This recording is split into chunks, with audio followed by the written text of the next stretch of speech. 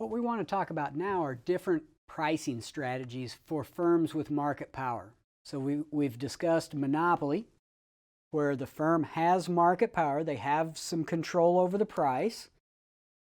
We've talked also about perfect competition, where the firm has no control over the price. But other than perfect competition, any other type of firm is going to have some market power. Oligopolies have market power. Monopolistically competitive firms have market power. We haven't talked about those two yet. Monopolies have market power. So any firm with market power has the opportunity to engage in some different pricing strategies. What we're talking about here is price discrimination.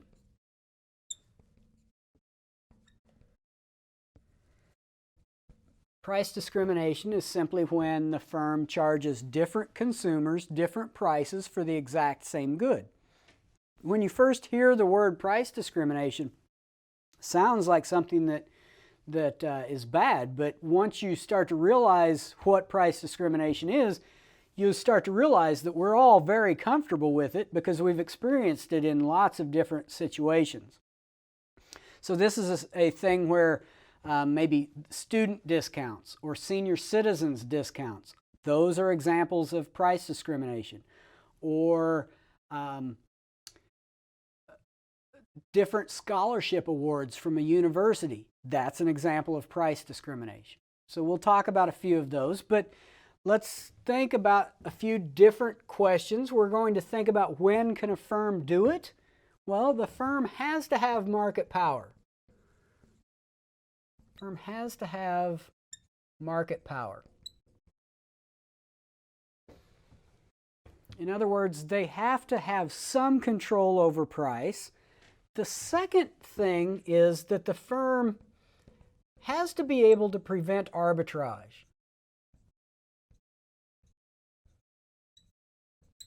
Has to be able to prevent arbitrage. So let's talk about that one for a second. Arbitrage is the act of buying something at a low price and selling it at a higher price, taking advantage of differences in price. And arbitrage serves a very important function in any economy. It is the thing that drives prices together. So the example I usually use in a face-to-face class is, let's suppose that the price of gas in Warrensburg was very low, and let's say it was $1, and in Sedalia, let's say the price of gas was $3. Well, what would happen is that anybody with the ability to transport gasoline would go to Warrensburg and buy large quantities of gasoline, transport it to Sedalia, and sell it there. So notice that in Warrensburg, where the price is low, demand for gas is going to be increasing. And that will have the effect of pushing price up. And then people will be selling that gasoline in Sedalia. Supply will be increasing, which has the effect of driving price down. So where the price was low in Warrensburg, the price will be rising. And where the price was high in Sedalia, the price will be falling. And that will continue until the price comes together. Or at least until it gets close enough that it's no longer worth it to drive back and forth transporting gasoline. That's arbitrage. So what the firm has to be able to do, let's suppose we think about a firm that has a senior citizens discount. Let's suppose that the discount is that, I don't think it's this way anymore, but used to, senior citizens could go to McDonald's and get free coffee. Well, theoretically, there's the opportunity for some senior citizen to go to McDonald's and get a free coffee and then sell that to somebody who doesn't get the discount. But people are not going to buy a cup of coffee from an old person standing out in front of a McDonald's. And so McDonald's doesn't have to worry too much about people arbitraging that market. And the reason there is that the good is somewhat perishable. It's a food item. And that's not something that people tend to arbitrage very much. If it was something, let's suppose that senior citizens could go to Walmart and get free batteries. Well, then what would happen is that senior citizens, some of them would go get free batteries and sell them to people who are not senior citizens, because A battery is not perishable or damageable in the same way that a cup of coffee or a food item is. Okay? So people could arbitrage that market. So the government, or the firm has to be able to prevent arbitrage. Okay? That's the only way that they could keep the people buying at one price and the other group of people buying at the other price, the lower price. There are different types of price discrimination. Let's start by thinking about first-degree price discrimination. First-degree price discrimination. This is a lot of times in a principles class called perfect price discrimination. Here's the conditions under which a firm can engage in perfect or first-degree price discrimination. They have to have market power. Must have market power. The customers are going to have different demand curves. Customers have different demand curves. Let's think about what that means. Remember, the demand curve is a willingness to pay curve. The demand curve tells us what any particular customer is willing to pay for the good. So all this says is that customers have to have different willingness to pay. There have to be some consumers that are willing to pay more than other consumers. Or it's not worth doing. If every consumer is willing to pay the exact same amount, then there's no reason trying to charge different people different prices. And then the last situation or last characteristic for a firm to be able to do this is the firm has to know every customer's willingness to pay. So the firm has complete information. Firm has complete information about every customer's willingness to pay.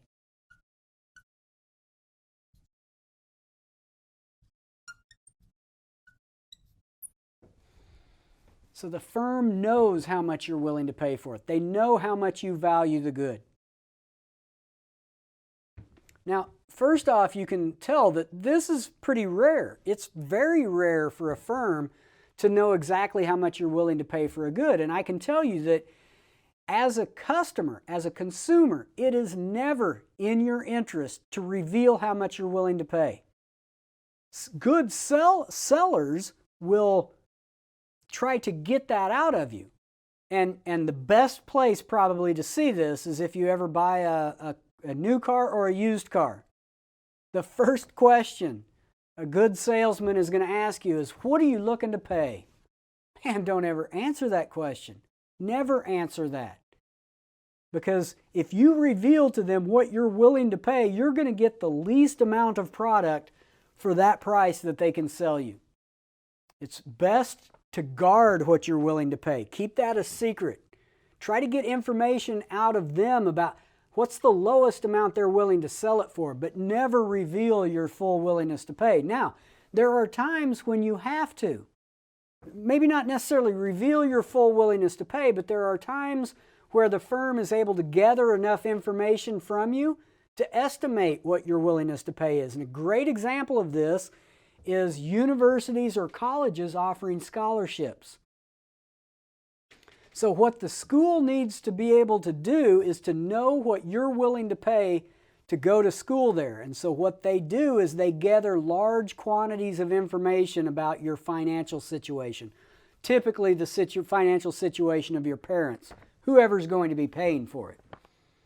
If you want a scholarship, if you don't want to pay full price, then you have to go through the scholarship application process, and that allows the firm through the FAFSA form to get, or whatever they call it, I think it's still called that now, they gather large quantities of information about how much money you've got, what you spend money on, other assets that you have or your parents have, and that allows them to estimate what you are willing to pay, and then they make you an offer. And they're going to make different offers to different students. It's a great example of price discrimination it is a pretty close approximation to what we tend to see with perfect or first-degree price discrimination. They're not able to know exactly what you're willing to pay, but they're able to get very close. They're able to estimate it. So let's think about how this works. Let's talk about a single price monopoly compared to a monopoly that engages in perfect price discrimination or first-degree price discrimination. So let's put our price and quantity up here. Let's put over here our demand curve and our marginal revenue curve. To make it straightforward, let's go ahead and do that over here also. Demand curve, marginal revenue. Let's just have a constant marginal cost. Marginal cost.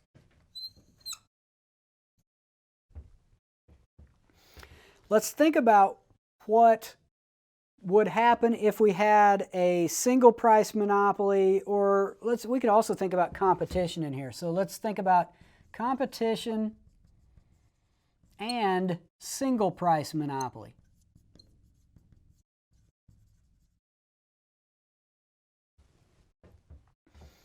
So the perfectly competitive outcome would be right here, where the supply curve, which would be the marginal cost curve, intersects the demand curve. We'll call that QC. That's the competitive quantity. Price would be right there, PC, competitive price. The monopoly doesn't look where marginal cost intersects demand. They look where marginal cost intersects marginal revenue. So the monopoly is going to produce that quantity, QM, and charge this price, PM. Single price monopoly. Every consumer that wants to buy the goods is going to pay the price PM. We could think about our consumer surplus, which is going to be this area up here. Our producer surplus is this rectangle down here with the monopoly. And our deadweight loss would be this area right there. Let's identify that. Deadweight loss with the monopoly. If this was competition, there would be no deadweight loss. Now let's compare that to perfect price discrimination.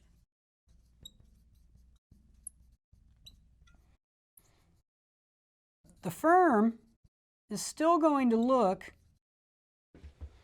where marginal revenue equals marginal cost, but notice now that the firm is able to charge every consumer their maximum willingness to pay, this is no longer the marginal revenue curve for the firm.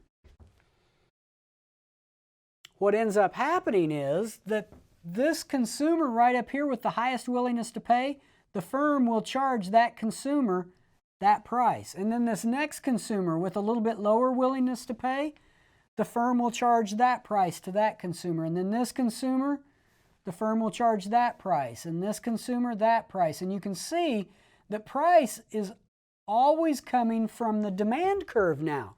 In other words, the additional revenue that you get from the next consumer comes from the demand curve rather than the marginal revenue curve. And so this is no longer the marginal revenue curve. The demand curve all of a sudden becomes the marginal revenue curve. And so the firm will look where marginal revenue equals marginal cost, which is that quantity right there. The same as the perfectly competitive quantity.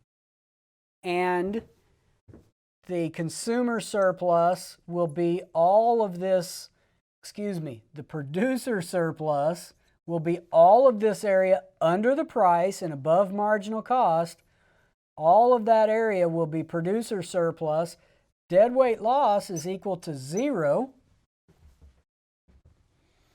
Of course, consumer surplus is equal to 0 because the price every consumer pays is equal to their willingness to pay. Remember, consumer surplus is equal to willingness to pay minus price. Well, if the price that you're paying is always equal to your maximum willingness to pay, consumer surplus will be 0 for every consumer. But the interesting thing is that in terms of deadweight loss, perfect price discrimination is exactly the same as perfect competition. It's a situation where you can have a monopoly in a market, but no deadweight loss. Now, it's not good to be the consumer in that situation because consumer surplus ends up being equal to zero. It's great to be the monopoly because producer surplus is all of this area under the demand curve and above the marginal cost curve. So that's first degree price discrimination. It's pretty rare, but let's just say the two examples that I gave you would be college tuition and maybe used cars. If you had a very good used car salesman who's able to really pull out of you what you're willing to pay, and they are good ones know how to ask that question. Maybe they ask it in a way where they don't ask you the total, they just say, hey, what kind of payment are you looking to make? Don't ever answer that question. So, pretty rare, but it's pretty unique in the sense that there's no deadweight loss. Let's jump to third degree price discrimination. So there's first degree, second degree, third degree. I'll explain here in a little bit. I've never really liked the way that economists chose to name these because the naming doesn't make sense to me. Let's jump to third degree price discrimination. Third degree price discrimination. Let's talk about when a firm can do it. So they have to have market power. Must have market power. Customers have different demand curves.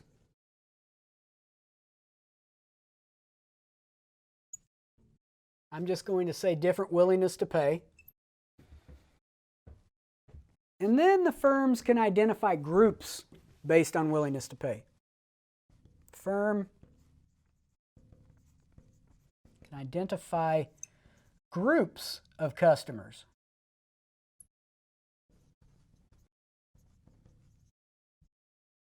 Based on willingness to pay. This is very common.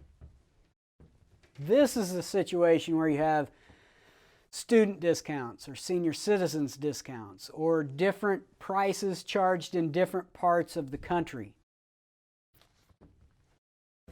Let's do an example where we have two groups of customers, a high willingness to pay and a low willingness to pay. High willingness to pay, low willingness to pay. So this is the idea where we have, say, a senior citizens discount. Well, suppose the senior citizens discount applies to hotel rooms or admission to movie theaters or admission to maybe it's a amusement park. Typically, senior citizens value those things less than younger people. They have a lower willingness to pay. And so what those firms do is they offer them a discount. They're still getting the same good. They're still going to get to watch the same movie. Or they're going to get to eat the same food, but they get a discount. So let's put a few examples here. It could be senior citizens discounts or student discounts.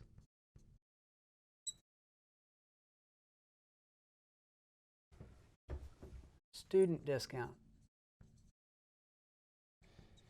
It could be something like a book club.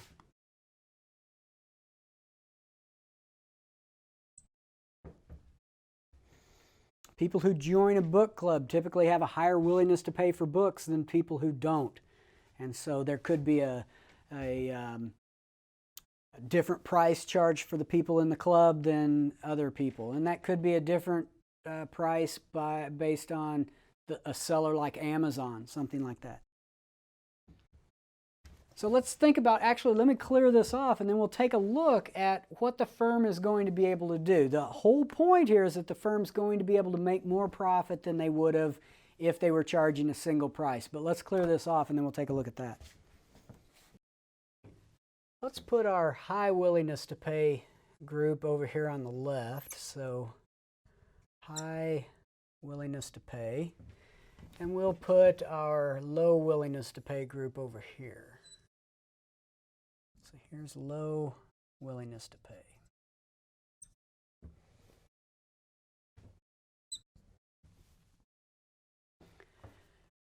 I'm clearly going to represent the willingness to pay between the two groups with the demand curve. And so our low, let's start with our high willingness to pay. We're going to have a demand curve up here. At any particular quantity, it will be higher than this demand curve. We can put this demand curve down here. There's low willingness to pay. Remember, the height of the demand curve represents the willingness to pay for any particular quantity of the good. And so we would distinguish between the two of these based on the position that we draw the demand curve. Let's go ahead and put the marginal cost curve. Let's use that constant marginal cost like we have been. Here's marginal cost, and it's the same between the two groups. You're selling the same good to the two groups, so there's no difference in marginal cost between the two. The firm is going to look where marginal revenue equals marginal cost. So for the high willingness to pay group, here's the marginal revenue curve that would correspond to that group. Here's the quantity that the firm would produce and sell to this group, and here's the price they would charge. For this group, we're going to look where marginal revenue and marginal cost are equal. And so for the low willingness to pay group, the firm would sell that quantity and charge this price. So you can see that the firm is going to charge a different price to the different groups based upon their willingness to pay. And not surprisingly, they're going to charge the high willingness to pay group a higher price. Keep in mind, the firm has to be able to prevent these consumers that represent along this portion of the demand curve that pay this price. The firm has to be able to prevent these consumers from turning around and selling it to these consumers.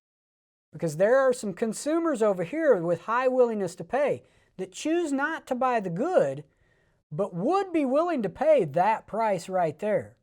And so there is a mutually beneficial transaction. Actually, any of these consumers up in here would rather pay this price than that price. So they have to be able to prevent the consumers from arbitraging that market. Producer surplus in this case is right there. Producer surplus over here is right there. If the firm had to just choose one price, then the firm would choose either the high willingness to pay price or the low willingness to pay price. But if they chose the high willingness to pay price, then none of these consumers are going to buy the good, right? This price, at least graphically, it looks like this price is above the choke price. So if the monopoly chose just this price, they're going to lose out on that producer surplus. Or if the monopoly chose to sell to everybody at this price, well, then they're going to miss out on making some producer surplus off of these consumers that are willing to pay more. Charging two prices allows the monopoly to make more profit, more producer surplus, than if they charged only a single price. You have to also keep in mind that just because we observe different prices for a good does not mean that it's price discrimination. It could be that the cost of producing the two goods is actually different. There's a famous case, I don't remember many of the details, it's been quite a while since this happened, but some haircutting places in New York were sued because people were claiming that the difference between a men's haircut and a woman's haircut, the woman's price was higher, that was price discrimination. And you're not allowed to price discriminate based upon sex. And so I forget who even filed the case. It was a class action lawsuit, I think. But it was thrown out because what they were able to show is that the cost of producing the two goods is actually very different. And so the price difference was justified by the differences in the cost of production. If they hadn't been able to show that, then of course that's illegal. You can't price discriminate based upon something like that. And so just because you observe price differences does not mean that it's price discrimination. Let's talk for just a second about ways to segment customers. Here are the ways that you can. You are allowed to do it based upon age. You can offer senior citizens a lower price.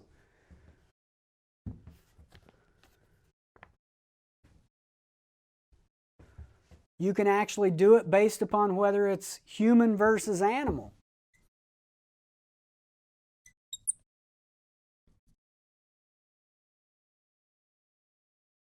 So the same medical procedure done on an animal is always done at a lower price than what that procedure would have been, they would have charged if it was done on a human. It doesn't matter typically if it's drugs that are given to an animal versus a human. You can have the exact same prescription for amoxicillin and it will be cheaper for the animal than it will be for the person.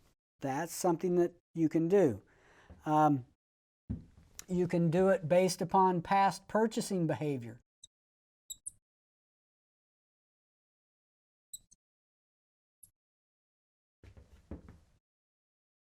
Past purchasing behavior. Amazon actually tried to do this and got caught doing it. There was a lawsuit years ago. I think the lawsuit was settled out of court. But what ended up happening was that Amazon was very good at keeping information about what you had viewed and what you had paid for other products in the past. And then when you looked at a new product, they would offer each person that looked at it potentially a different price. And if you had a past purchasing behavior of paying more for, or depending upon what you bought, of having a higher willingness to pay for a particular good, they would charge you a higher price. Now, customers found out about it, and Amazon quit. Again, I don't believe they lost that case in court. I think they just decided not to do it because it was repugnant to consumers, and so they thought it was in their best interest to cease doing it. You can also segment customers based upon location. So a haircut that you get here might cost a very different amount than a haircut that you might get in, let's say, downtown Los Angeles. And the reason there is that people in that particular market may have a different willingness to pay than people in this market. And there's nothing wrong with that. Those firms are able to do that. You can also do it over time.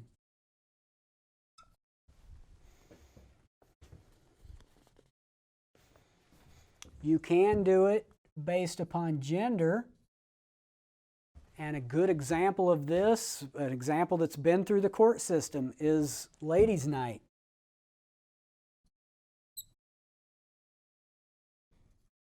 I believe there was a lawsuit where males were suing nightclubs because females were given discounts for drinks on a particular night.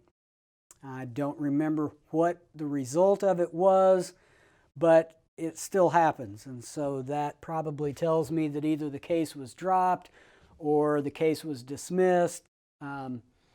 But that's an example where clearly you're charging a different price for the exact same thing based upon gender. So some of these are kind of tricky. There have been different lawsuits and things change over time, and this can be a kind of a touchy thing to talk about, but it does happen a lot. Now let's go back and talk about second-degree price discrimination. We've talked about first and third. Talk about second-degree price discrimination. So, firm has market power.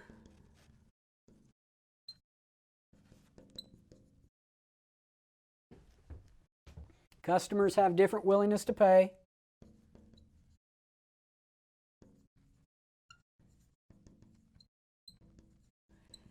And then here's the key characteristic. Firms can't identify the customer's willingness to pay before they buy. Firms can't identify customer willingness to pay.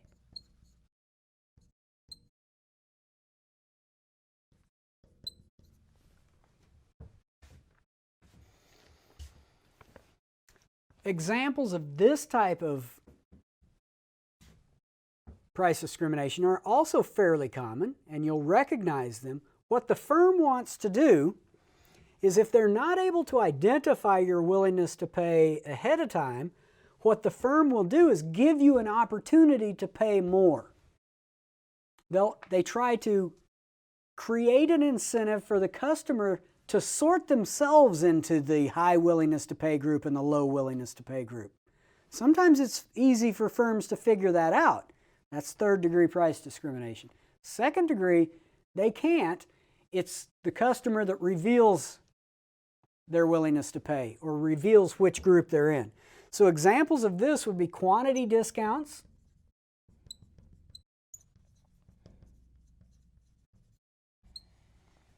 so if you reveal that you are willing to buy in large quantities, then the firm will give you a discount. This is Sam's Club, Costco, those types of situations.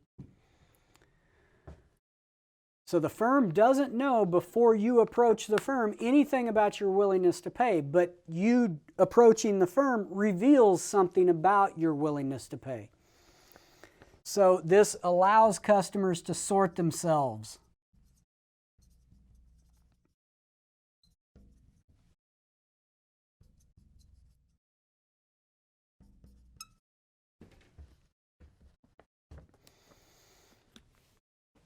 Other examples of this might be book club. Mentioned that a little bit earlier. That's an example where you reveal something about your willingness to pay. The fact that you're the kind of person that would join the club reveals that you value books more highly than the typical person. There's a discussion in the textbook about versioning.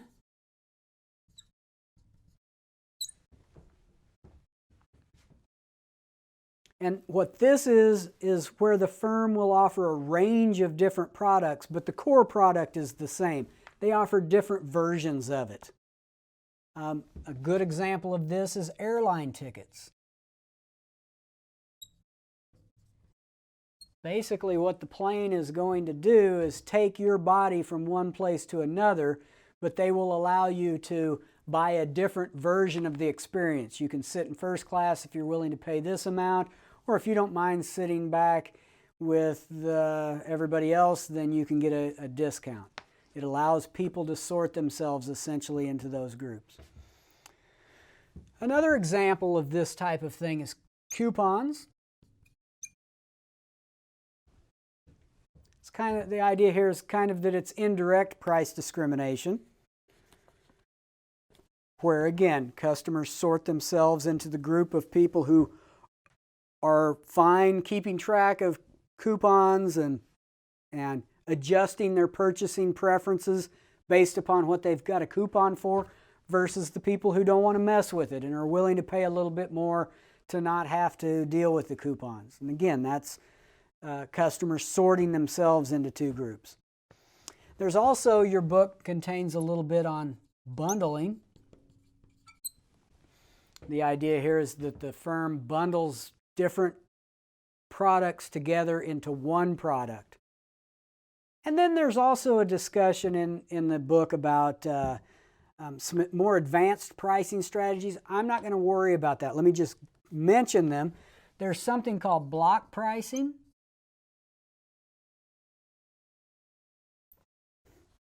And there's something called a two-part tariff.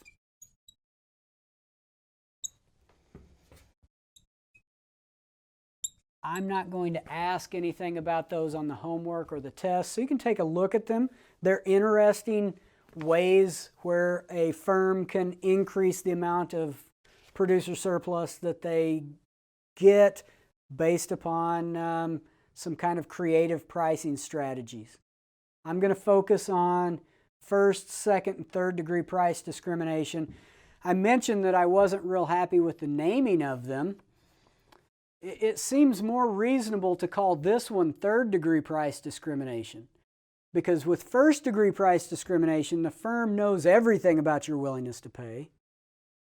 With second degree price discrimination, they know nothing about your willingness to pay and you have to reveal it. And then with third degree price discrimination, they're kind of in the middle, where they know something, they know which group you belong to. Seems to me that switching the names of second and third degree price discrimination would have made more sense. And I will tell you, that has been for me a challenge from the day I learned about price discrimination. The naming doesn't make sense, and so it's hard for me to remember the difference between second and third degree price discrimination, because the names, at least in my opinion, are all wrong. They messed it up. So if I were to ask about this on a test, I typically would not ask about it by name. I would provide you with more information. I might say, consider a type of price discrimination, second degree, but I would remind you that that's the kind where the firm can't identify the consumer's willingness to pay. Or first degree price discrimination, that one's easy, but they know everything. So it's the second and third that kind of give me problems. Maybe it doesn't give anybody else problems, I don't know. But it's a nice short chapter. It gives you an idea of why firms engage in price discrimination. In all three of these things that we talked about, the first two characteristics were the same. The firm has to have market power, and the customers have to have different willingness to pay. And behind the scenes, we're also assuming that the firm is always able to prevent arbitrage. But these three different types of price discrimination techniques kind of give you an idea of ways that the firm can enhance their producer surplus if they've got some market power. So I'll see you in another video.